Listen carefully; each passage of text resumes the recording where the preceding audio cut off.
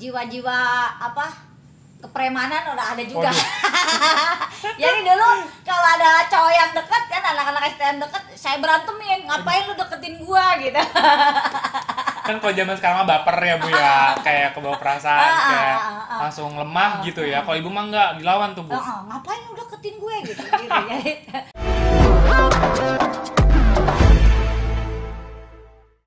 Halo sahabat Kabar Banten, kembali bersama Ule dan sama ibu milenial nih yang pernah viral dengan manjat pohonnya Bu. Boleh perkenalkan dulu Bu, satu-satunya perempuan tercantik yang ada di Lebak nih. enggak banyak. Oh banyak. Ya boleh perkenalkan dulu Bu. Oh gitu ya. Iya. Takut lupa wajah saya juga nih. Selama Covid ini pakai masker terus ya. Iya. Boleh kayak buka masker ya. Iya. Ya, ini wajah saya. Kalau kenalan, memperkenalkan diri ya, nama saya Iti Oktavia Jayabaya. Lahir di Cileles, Prabu Gantungan, ya, Kampung Kopi tepatnya. 4 Oktober 78.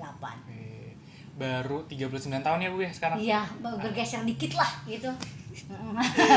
Ibu milenial yang di Instagramable banget, yang akrab banget sama masyarakat, yang cinta banget sama anak-anaknya ya Bu ya. Amin, insya Allah. Karena saya pernah lihat video Ibu nih viral banget nih, yang waktu manjat pohon itu. Boleh cerita nggak sih Bu, masa kecil Ibu tuh dulu kayak gimana tuh? Nah itu mungkin. Kenapa jadi tuh? kalau ngelihat orang viral, lihat manjat pohon itu kebiasaan saya waktu kecil juga gitu. Oh, kebiasaan tuh Bu. Jadi dulu karena saya tinggal sama kakek ya di Kecamatan Cileles itu di Kampung Kopi. Di Kampung Kopi itu perkebunan karet dulu tuh ya. Jadi perkebunan milik PTPN. Di sana perkebunan karet, terus kakek saya karena petani, terus punya ternak, sebetulnya bukan peternak kan lah, ternak untuk biasa sendiri ya, gitu. Iya. Seperti kambing, sapi, kerbau. Jadi karena ternaknya dilepas gitu ke perkebunan karet itu, jadi saya pulang sekolah ikut ngangon ya. Ngangon apa tuh Bu? Ngangon itu sapi, kerbau gitu, terus kambing gitu.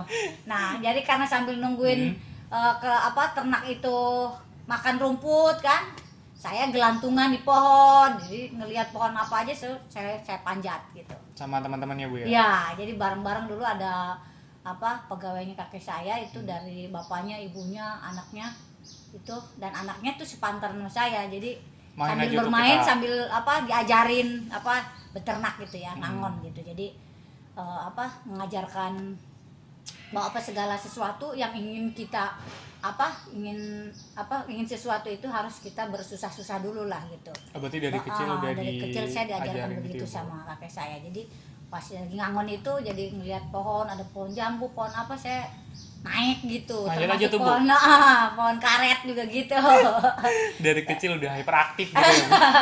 Tapi kan dulu ada pohon karet itu kan ada buahnya tuh. Dari buahnya kan suka main diadu-adu gitu oh, kan. iya benar-benar ya, zaman saya kecil juga ada. Jadi itu jadi permainan. Kalau sekarang kan udah tinggal beli-beli aja ya. Kalau Iya, dulu kan apa yang ada sekitar kita di alam itu yang menjadi kekhasan kita untuk berinteraksi dengan yang lain, dengan alam, dengan teman dan lain sebagainya gitu. Berarti Ibu kayak jawarannya zaman dulu ya Bu? Enggak lah, enggak jawaran.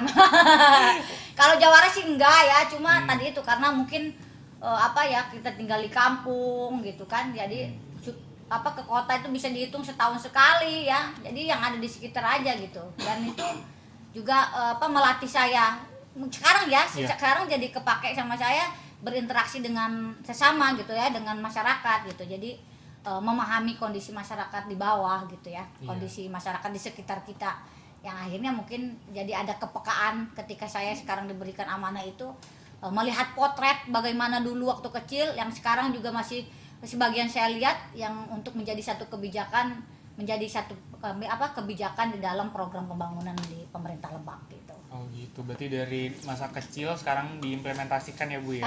Iya ada aja ada sebagian pengalaman yang bisa diambil gitu tuh. Sangat inspiratif banget nih Ibu milenial yang satu ini ya kan.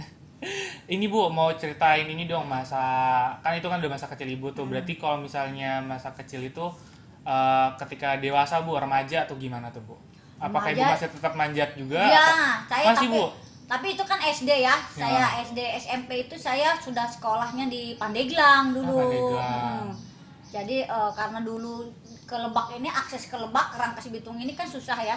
Dulu akses jalan belum terbangun seperti sekarang. Kalau sekarang sih ada jalan sampai Malimping. Kalau dulu iya, ketika bener-bener. saya ke Pandeglang itu saya lewat Kecamatan Bojong Pandeglang ya, Bojong Datar, terus ke Saketi, terus ya ke Pandeglang. Saya sekolah dulu di SMP 3 Pandeglang sebelum pindah ke Rangkas Bitung. Jadi perjalanannya bukan lewat Rangkas Bitung tapi lewat Pandeglang. Nah, jadi masa remaja saya di SMP di Pandeglang, kemudian sekolahnya sekolah umum, tapi saya sama kakek saya dimasukin di Pondok Pesantren Salapi. Ya. Pernah pesantren juga Ibu? Jadi di Kobong ya, gitu. Nyantri, Belajar Bu? bikin liwet, terus mandi di kali dan lain sebagainya kan gitu. Nyuci ya Bu ya. Nyuci sendiri. Main sama gitu. teman-teman ngaji. Justru kan bareng. santri-santri Salapi kan harus pakai kain sarung kan, kain Iya. gitu. Iya bener-bener. Tapi bajunya baju kemeja, baju biasa tapi pakai kain gitu. Jadi sekolahnya sekolah umum, terus tinggalnya di Salapi itu sambil belajar ngaji kan gitu. Iya. Waktu SMP itu. Jadi selesai SMP 1,5 tahun di Pandeglang saya pindah ke Rangkas Bitung. Gitu. Di Rangkas Bitung juga saya ngekos juga di sini di Kampung Baru 1 gitu. Ada sekarang nih cucunya yang ibu kos saya sekarang jadi anggota Pol PP. Nah, jadi zaman ngekos dulu saya SMP, teman-teman kos saya itu anak-anak SMA, anak-anak SMEA gitu. Jadi di situ mungkin pergaulan saya yang menjadikan saya dewasa lebih cepat ya, karena saya SMP, yang lain sudah SMA gitu.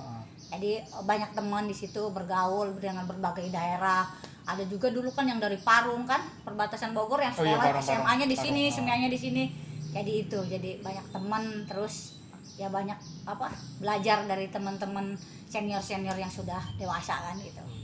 Bu, tadi saya ini tertarik banget sama Ibu pernah nyantri nih. Ceritain dong Bu, kayak seru banget nih nyantrinya nih. Ya biasa aja, sama seperti sekarang. Kalau mungkin sekarang sih udah banyak pesantren modern ya. Oh iya, kalau dulu kayak gimana tuh Bu? Kalau dulu kan masih susah kan, masih sedikit lah ya gitu. Jadi kalau dulu tadi itu saya sekolahnya umum di luar gitu, terus tinggalnya di pondok pesantren. Kalau sekarang ya sudah bisa digabung di pondok modern, ijazah bisa dapat ilmu umum ya, ijazah umum gitu, tingkat SMA atau aliyah atau sanawiyah atau SMP gitu. Kalau dulu kan enggak gitu, jadi masih terpisah gitu, masih jarang kan. Kalau sekarang banyak pesantren modern. Jadi ya itu tadi itu saya berinteraksi dengan teman-teman, lebih peka ya kepada teman-teman, karena kebersamaan ya di pondok pesantren itu tidak ada kemewahan gitu. Jadi jadi sama. Misalkan yang si kaya, si miskin ya sama gitu. Kita di sana ya, Bu, di pondok pesantren kita sama-sama gitu. Cuma ya kelebihannya tadi itu kita jadi belajar agama, terus belajar kesederhanaan, ya makan bareng-bareng. Ngariung ya Bu, ngariung. Belajar ngeliwat kan gitu.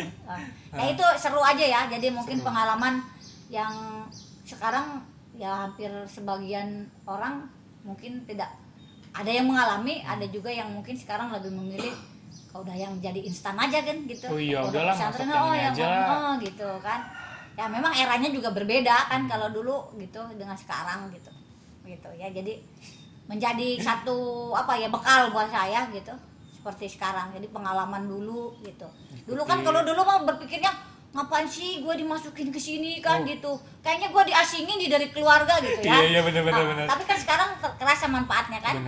Jadi kadang-kadang memang kita sudah underestimate apa yang orang tua arahkan untuk kita, padahal untuk kebaikan kita. Yang memang bukan saat itu yang kita rasakan, tapi ketika kita terjun di masyarakat, misalkan kita sudah mandiri gitu, itu kerasa banget gitu. Oh, kerasa banget ya Bu. Berarti emang udah apa yang kita tanam itu yang kita panen lah ya Bu. Benar. Kan tadi udah tuh SMP Ibu pernah ngobong ya, kobong. Terus SMA nih Bu sekarang nih. SMA juga sama gitu. Jadi bapak saya dulu karena temen-temennya anak-anaknya di pesantren modern kan gitu. Jadi suka ada ngelihat teman-temannya anaknya pulang dari pesantren. Yang lain kan udah senior lah anak-anaknya kan. Terus bapak saya juga ikutan, saya dimasukin pondok pesantren juga, tapi pesantren modern kan. Tingkat SMA gitu. Tapi saya juga nggak sampai selesai.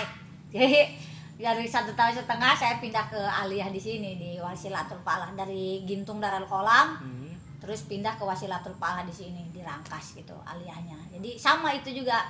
Cuma jiwa-jiwa kepremanan udah ada juga. Waduh. Jadi dulu kalau ada cowok yang deket kan, anak-anak STM deket, saya berantemin, ngapain lu deketin gua gitu. Kan kalau zaman sekarang mah baper ya Bu ya, kayak kebawa perasaan, kayak langsung lemah gitu ya. Kalau Ibu mah enggak, dilawan tuh Bu. Ngapain lu deketin gue gitu. Jadi terus ya gitu, jadi apa ya, memang udah tomboy dari dulu gitu ya. Iya, Jadi iya. udah tomboy dari dulu. Jadi tapi ya tadi banyak, walaupun di Alia ya banyak teman-teman dari yang lain gitu, dari STM, dari SMEA ya, SMA. dari SMA zaman dulu gitu. Karena saya juga ngekos juga gitu. Tadi ngekos. ngekos juga gitu. Jadi bareng-bareng. Berlanjut nih kita sekarang ke kuliah nih Bu. Ibu kuliah S1-nya di mana nih Bu? Kuliah satunya S1-nya sama dengan nama orang tua saya, Jayabaya ya. Di Pulau Mas. Di Jakarta, saya S1-nya ngambil manajemen perusahaan. Terus saya juga memang waktu kuliah saya aktif organisasi ya. Jadi baik internal kampus maupun eksternal kampus gitu. Nah mungkin di situ ya tergembleng juga saya organisasi gitu. Iya. Jadi kalau dulu saya berpikir gini, karena saya orangnya kurang suka juga nongkrong di mall seperti anak-anak Wah, teman-teman saya dulu gitu bukan ya. Ibu banget lah ya.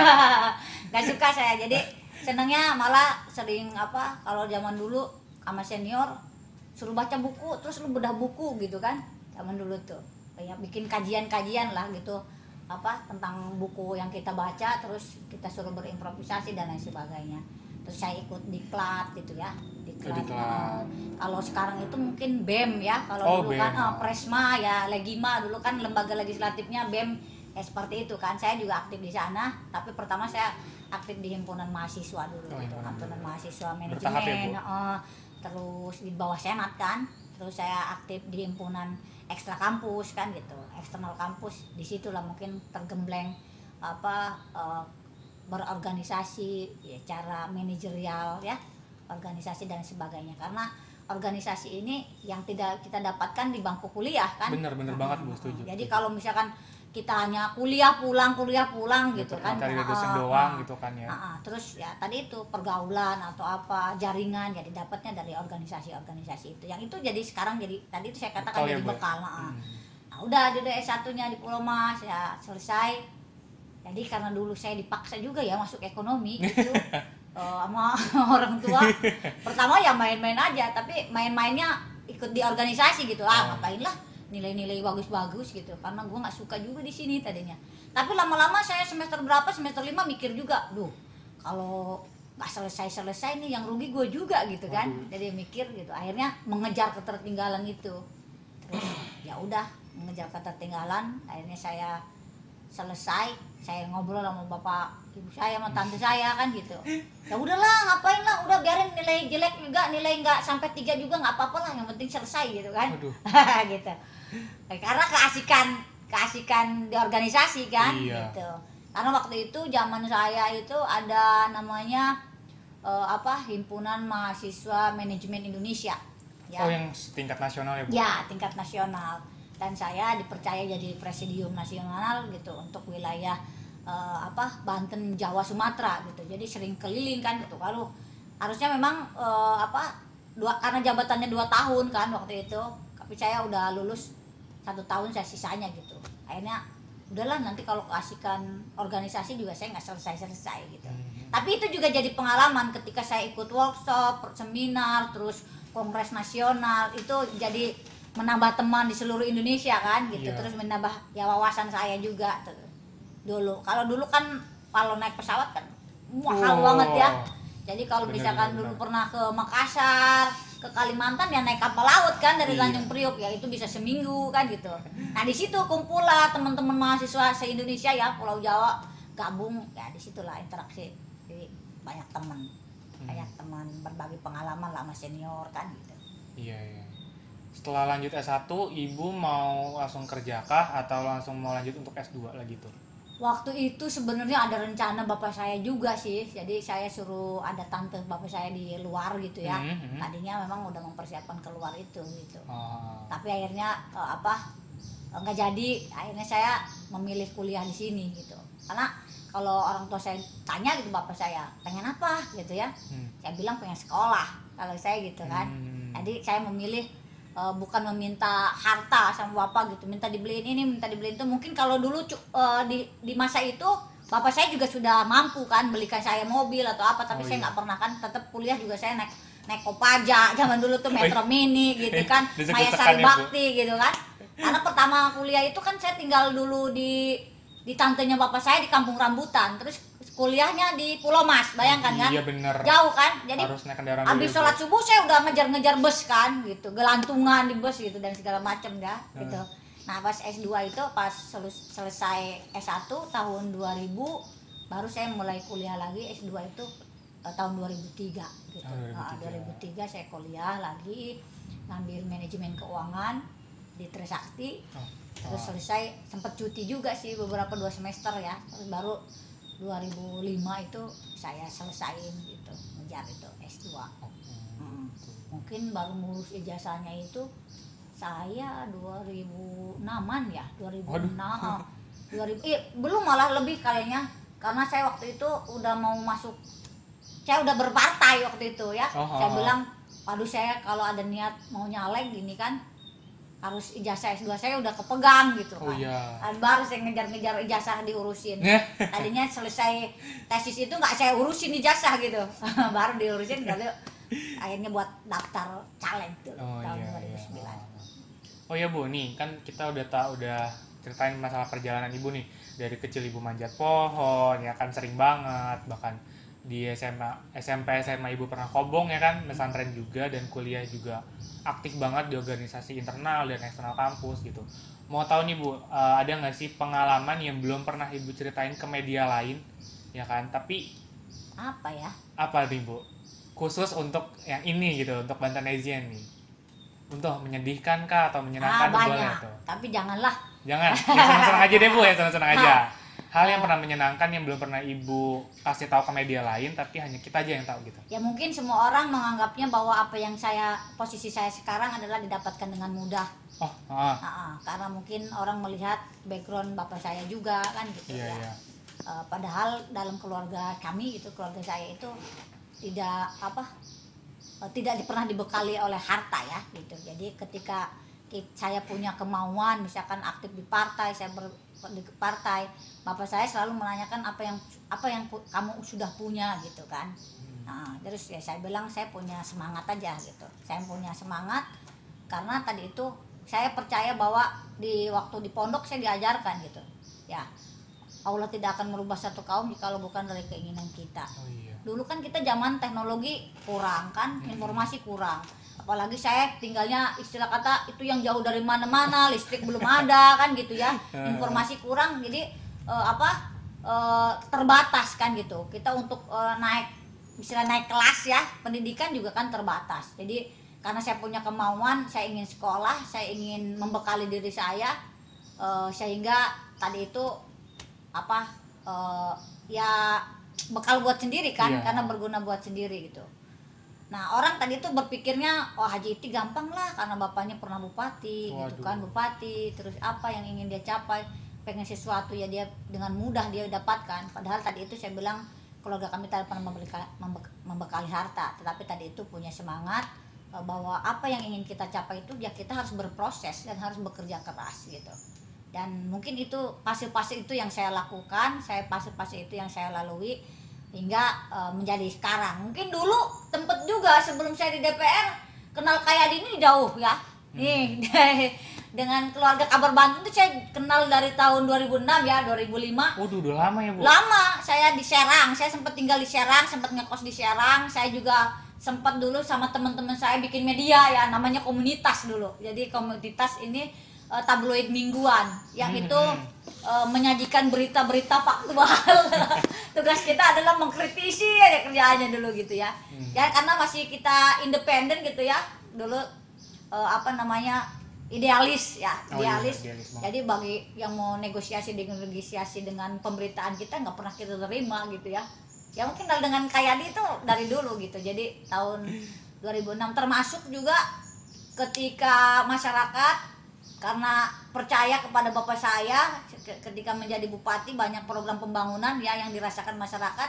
Mereka juga percaya bahwa saya gitu bisa membawa aspirasi mereka untuk saya nyalon legislatif kan. Tahun 2009. Terus saya termasuk juga ngobrol dengan Kayadi, pandangan Kayadi dari segi media bagaimana elektabilitasnya ini enggak gitu kan, gitu dulu. Ya itu teman diskusi lah. Jadi ya pede aja, mungkin katanya kalau kita dekat dengan masyarakat ya pasti kan secara otomatis elektabilitas kita juga naik. Jadi mulai dari tahun 2006 itu saya juga sudah mulai sering turun ke masyarakat kan gitu. Ya mungkin kalau orang-orang lama yang tahu saya tahu mungkin perjalanan. Tapi kadang-kadang kalau saya membuka mungkin gue diobrolin nanti takutnya dianggapnya saya sombong gitu kan. Gitu. Terus apa inilah gitu. Jadi artinya semua itu perlu proses karena tidak ada sebuah keberhasilan tanpa melalui proses. Jadi nikmati proses itu dan kita bersungguh-sungguh untuk menjalaninya. Jangan pernah berhenti untuk belajar gitu. Nah, yang terpenting itu. Jadi jangan pernah berhenti belajar, termasuk saya sekarang menjadi bupati yang kedua periode ini juga masih terus belajar untuk memperbaiki diri, untuk meningkatkan kapasitas saya. Ya jangan malu bertanya gitu kan. Gitu. Ya bener. gitu. Kan Jadi banyak ada yang pemimpin udahlah nggak mau nanya deh, takut gitu kan, takut ada yang salah. Terus kapan udah apalagi di periode kedua misalkan jadi kepala daerah, udahlah di periode kedua tuh santai-santai, kita tinggal nikmati kan gitu ya. Nikmati hasil, artinya tidak ada, kalau berbicara kepentingan politik tidak ada lagi kepentingan politik. Ngapain, saya kan udah selesai dua periode kan. Iya. Nggak cari simpati lagi. Tapi tujuan saya bukan begitu, karena saya lahir besar di Kabupaten Lebak, jadi saya ingin juga apa yang kami lakukan gitu di bawah kepemimpinan saya bersama tim pemerintah daerah bersinergis dengan seluruh masyarakat ya, ini bisa dirasakan apa manfaatnya gitu. Ada legacy yang bisa kita tinggalkan dari perjalanan ini gitu. Iya. Bu, mau tanya dong, kan Ibu sekarang udah jadi bupati nih. Udah periode nih. Dulu pas kecil Ibu ceritanya apa sih? Kagak ada cita-cita ya. Nggak ada cita-cita tuh. Ya tadi itu makanya saya bilang tinggal coba di kampung kopi yang dulu nggak ada listrik, terus perkebunan karet, jadi ngaji juga kan harus bawa obor gitu kan. Oh iya. Iya bawa gitu, jadi jalan tuh bawa obor, bawa sama obor, teman-teman ya Bu Pawa itu. Dikasih minyak tanah, terus pakai sabut ya dibakar gitu kan. Iya.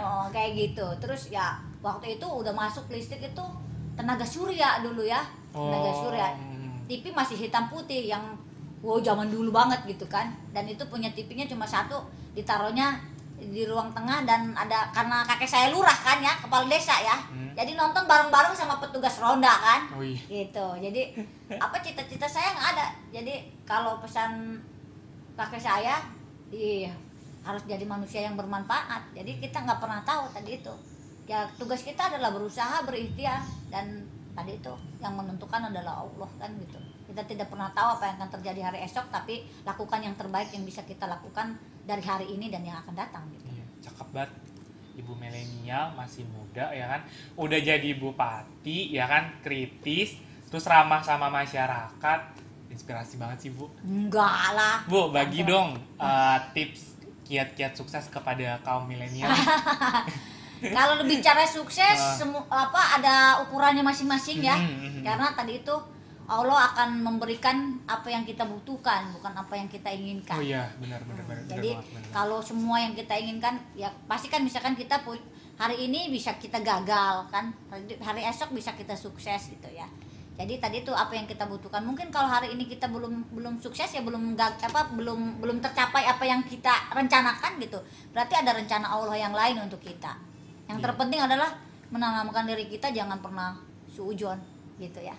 Kadang kan gitu yang kita susah tuh kita susah itu untuk beradaptasi dengan diri sendiri. Bener banget. Iya benar. Kadang kita nggak terima, kenapa sih gue begini gitu kan? Ya iya, bener. Itu juga yang mungkin ini banyak hikmah juga ketika saya kemarin kena penyintas COVID ya. Banyak saya bertafakur gitu, berkontemplasi gitu. Iya. Jadi itu ternyata gue selama ini gue selalu mengeluh kepada diri sendiri gitu kan, tidak beradaptasi dengan diri sendiri. Dan ternyata tadi itu ada rencana Allah mungkin yang lebih baik untuk kita gitu kan. Dan kita tidak pernah tahu, dan Allah kan tidak memberikan di saat hari ini misalkan, tapi diberikan di saat yang tepat ya. Jadi tadi itu tugas kita adalah berusaha dan berikhtiar ya, berdoa sama Allah. Apa yang kita ikhtiarkan semoga dimudahkan gitu. Benar. Gitu mungkin ya. Iya Bu. Satu kata lagi Bu, pesan untuk kaum milenial nih Bu, dari Bupati Lebak. Ya karena kalau saya kan apa dihitungnya ini kaum X ya. Oh iya. Zamannya X ya gitu. Iya. Kalau sekarang kan apa milenial ini Z ya Sama gitu. Z, ah. Jadi itu kalau kata saya katakan tidak ada yang yang kita tahu bahwa ketika Allah menurunkan satu ayat Iqra gitu ya. Mungkin saya berulang-ulang setiap saya ada yang ngobrol dengan saya bilang Iqra. Jadi Iqra itu bukan hanya membaca ABC atau alif bata, tapi tadi itu membaca seluruhnya. Jadi membaca seluruhnya, kita tidak pernah tahu ketika terjadinya pandemi COVID-19. Bener banget Bu. Ya kita berinteraksi, bertatap muka. Sekarang kita harus melalui virtual ya, dari Zoom ya gitu kan. Nah ini kan di luar dari kebiasaan kita kan. Betul. Akhirnya yang jauh jadi dekat karena virtual kan, yang dekat jadi jauh karena kita harus menjaga jarak kan. Iya gitu. benar. Nah itu gitu. Nah ini maksud saya kenapa saya katakan Iqra. Jadi kita harus beradaptasi dengan kondisi yang ada. Benar. Gitu ya, kayak tadi itu karena pandemi ini kan menghantam, kalau menurut saya menghantam semua loh gitu, cara mental juga kita kan dihantam ya. Benar gitu. Nah sekarang tinggal kita hidup berdampingan gitu, jadi harus membaca, apalagi sekarang teknologi informasi semakin pesat ya, kita harus dituntut cepat kan, tetapi ini juga bisa membawa mandorot kalau kita tidak bisa memanfaatkannya. Kenapa membawa mandorot? Sekarang itu banyak terjadi kasus-kasus kriminalitas, peredaran narkoba ya kan, seks bebas, terus terjadi kekerasan dan lain sebagainya. Nah kalau misalkan ini kan hanya karena kita ingin tahu, artinya membuka online situs-situs kan gitu. Jadi kalau ini bisa kita gunakan untuk menambah wawasan kita itu sangat baik. Kayak tadi tuh memudahkan kita mencari informasi. Kalau dulu kan seperti misalkan contoh saya ngerjain skripsi dulu kita harus datang ke perpustakaan. Kalau sekarang tinggal googling aja kan, ya kan, tinggal browsing aja. Oh ini cari ada kalimat ini ada, tinggal artinya kan sudah ada di depan mata. Dan tinggal tadi itu kita mampu menempatkan dan memanfaatkan kondisi ini. Terus ya, kemudian juga sekarang yang menjadi PR kita gitu ya. Tadi saya sampaikan juga tuh ketika launching ini terbuka itu keren gitu ya, climate change kan gitu ya, ya gitu kan, perubahan iklim ini bukan hanya tugas pemerintah tapi kita aware terhadap lingkungan kita, dunia, karena yang akan melanjutkan hidup ini kan adalah generasi kita ke depan. Ya, sekarang generasi Z nggak tahu setelah Z ada huruf apa lagi nanti ke depan, kita nggak tahu kan gitu ya. Gitu tadi itu beradaptasi dengan COVID, terus kemudian juga climate change gitu kan, tidak perubahan iklim. Jadi kita sekarang menjadi momok yang menakutkan juga, sampah, lingkungan kan, eksplorasi, eksploitasi kan, bencana kan, itu karena tadi itu perubahan iklim kan. Ya ini menjadi PR kita untuk bersama-sama kita pikirkan, kita aware kepada lingkungan di mana tempat kita bernaung, tinggal dan menikmati proses hidup gitu kan ya di dunia ini. Kemudian tadi itu yang terakhir adalah informasi teknologi kan, informatika itu kan yang semakin pesat, yang ini harus kita manfaatkan. Dan jangan pernah mengabaikan bahwa kita ini punya adat ketimuran, dan di agama kita juga semua agama mengajarkan bahwa memiliki etika budi pekerti yang baik gitu.